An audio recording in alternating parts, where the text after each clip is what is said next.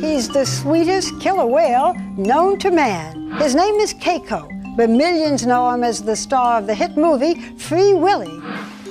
Free Willy, a tale of a lonely boy who frees a whale from a rundown theme park. Now he is one of the most beloved animals in the world. Free Willy was a sleeper hit. I think they made a mint on it. The movie hit this incredible chord within the public. I mean, in the movie, he jumps to freedom. But what about in real life? It's just a story that nobody imagined would exist in the real world.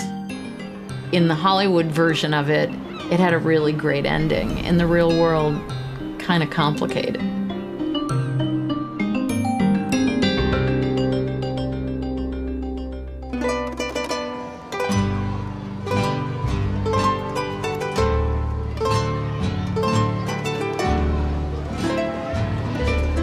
This is one of those weird situations where in order to make Free Willy, they actually had to violate a sort of fundamental premise of the film.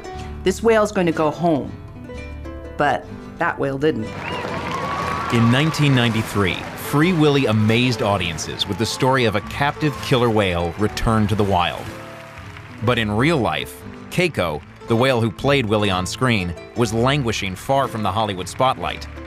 An irony the press took notice of. Forced to swim in endless circles, his dorsal fin drooped, and he developed lesions from a skin virus. The film crew moved on, the movie moved on, and he was still stuck there. The veterinarian that we worked with said that probably he only had another 3 months in Mexico before he would die. Keiko wasn't a born performer. He was captured as a calf off the Icelandic coast in the late 70s and was trained to join a long line of performing whales. The first of those whales, Namu, died after only 11 months in captivity. But since then, dozens of killer whales have been captured, becoming star attractions in a worldwide multi-billion-dollar marine park industry. Fans loved the spectacle, and then Free Willy hit theaters, focusing attention on the plight of whales like Keiko. There's just no way that a facility can provide for these animals. They have the whole ocean and the very, very rich environment that the ocean provides. Keiko was probably the only whale that anybody could name. He became a symbol, a powerful symbol of trying to do something right for whales. So activists Dave Phillips and Naomi Rose waged a public campaign to make Keiko the first captive killer whale return to the wild. If Keiko could be returned to the wild, then pretty much any other orca in captivity could be returned to the wild. But freeing Keiko would take money, lots of it. Information on the back. So Phillips tapped into the heart of Keiko's fan base. You can order the Keiko adoption kit and become a part of Keiko's family. There were kids in schools that were having fundraisers and car washes and sending their money in, and $1 here and $10 there. Phillips also raised millions from Warner Brothers, the Humane Society, and cell phone billionaire Craig McCaw to build a $7.3 million rehab tank at the Oregon Coast Aquarium. This will not be stopped for lack of money. It was very clear that the public wanted Willy to be free. And I'm not ashamed to say we took advantage of that. How else are you going to shift these paradigms? How else are you going to change the world unless you take advantage of the windows that open? Once lowered into his new tank, a tank 4 times the size of his former digs, an enormous cheer went up. But there was one major problem. For Keiko to survive in the ocean, he had to learn to be a wild whale again. The challenge fascinated the public. When he was in Mexico City, he couldn't hold his breath for 2 minutes. We had to teach him to hold his breath, comparable to wild whales. We had to teach him to swim more. They also had to teach Keiko to hunt. No easy task for a whale who had been hand-fed frozen fish for most of his life. I mean, you're talking about something really bizarre, which was human beings teaching a whale to be a whale. And the fact that maybe we aren't able to do that is, I think in its own way, a very good lesson in humility. Despite the good intentions, there is no scientific evidence that this very expensive experiment will work. Most North Atlantic killer whales use complex behaviors to herd and stun their prey, things about which Keiko doesn't have a clue. He's about as releasable to the open ocean as I am. But by 1998, Phillips and Foster were convinced Keiko could survive in the ocean. So 19 years after he was first captured, Keiko was flown home to Iceland. It's like really any other mission that we do, other than the fact that we're carrying, obviously a whale. The benefactor, Craig McCall, wanted to make sure that we gave Keiko every opportunity we possibly could. We had close to 20 people working for us, and we had boats. Then finally we ended up with a helicopter to be able to track Keiko from a distance and to observe wild whales and try to figure out what their movement patterns were. But Keiko's best chance for survival depended on finding his original family. We tried collecting skin samples of wild whales and seeing if there were any genetic ties. We tried acoustic recordings of the wild pods. We would take Keiko out, put him in close proximity where those whales were. Keiko is sitting alongside the platform. He is looking that direction where the wild whales are. And for the first time that he'd heard wild whales in 20 years. You could tell he was curious. He wanted to play. He wanted to be involved with the social structure in those pods. But he was a confused animal. He was dependent on people. When I got to Iceland, I asked people, why not just consider this a really good sort of endpoint for the project? He's no longer captive, but he's not going to be forced into this life that he's maybe not ever going to understand. And the fact is that it was unsustainable financially. In Iceland, the Free Willy Keiko Foundation was spending more than $3.5 million a year to maintain Keiko. After a year in his pen in a bay, the whale is as dependent as ever on humans.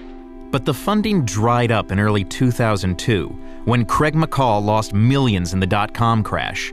The Humane Society took over the project with a bare-bones budget and a new tough love policy. The tough love protocol was very simple. It was, don't make eye contact with him when he's out there with the wild whales. Don't talk to him. If he approaches the boat, turn your back, go below, go into the cabin. You need to do that if you want to accomplish the goal of having him be independent. Foster worried this new strategy would jeopardize Keiko's health. I wish it was as easy as having him jump over breakwater and swimming off. They wanted him released at all costs, and the cause got in the way of doing the right thing. With fewer resources available, Foster quit the project. But by the summer of 2002, it looked like the whole experiment was about to pay off. Keiko was with a pod of wild whales, and the boat went to shore. And when they came back, Keiko was not with the pod. So we went up in a plane, and we actually did catch his radio signal, but we didn't see him. And then he was gone. This may be the real thing. This may be the real deal. Is he really making the decision to choose whales over people? A month later, the answer surfaced. It seemed that almost a decade of relocation and retraining had paid off. But on the 1st of September, Keiko showed up here off the coast of Norway, and he was following not a pod of killer whales, but some very startled humans. He come up to this side. The 5-ton orca terrified the fishermen, but soon Keiko enchanted them and thousands of other visitors to the tiny village of Holsa. He was caught between two worlds. He was prepared to handle life out in the wild, and he spent 22 years in captivity with people, and that characterized the rest of his life. And finally tonight, a farewell to a beloved creature of the sea. You may remember Keiko from the Free Willy movies. Well, he died this weekend in the frigid waters off of Norway. He had pneumonia and deteriorated quickly. He was addicted to us, and after the way the movies made people feel, many of us were addicted to him. It is true that his reintegration into the wild was a complete failure. Absolutely. But He lived for 5 years in Iceland and Norway. I'm not sure he would have lived all of those years, even in Oregon. He certainly wouldn't have lived all of those years in Mexico. So I think if you look at it that way, then it was a success. But the failure to reintegrate Keiko into the wild cost over $20 million and has hindered the long-term campaign to free other captive killer whales. Because it wasn't a Hollywood success story, there's been some hesitation to do projects like this since then. Activists have mounted other campaigns, with little success. In 2012, European courts ruled against freeing a whale named Morgan. And a recent documentary about the death of a SeaWorld trainer raised new questions about keeping killer whales in captivity.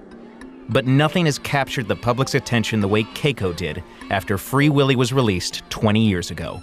The fact is there are lots of other animals also living in crummy, inadequate housing, but they don't star in movies about being returned to the wild.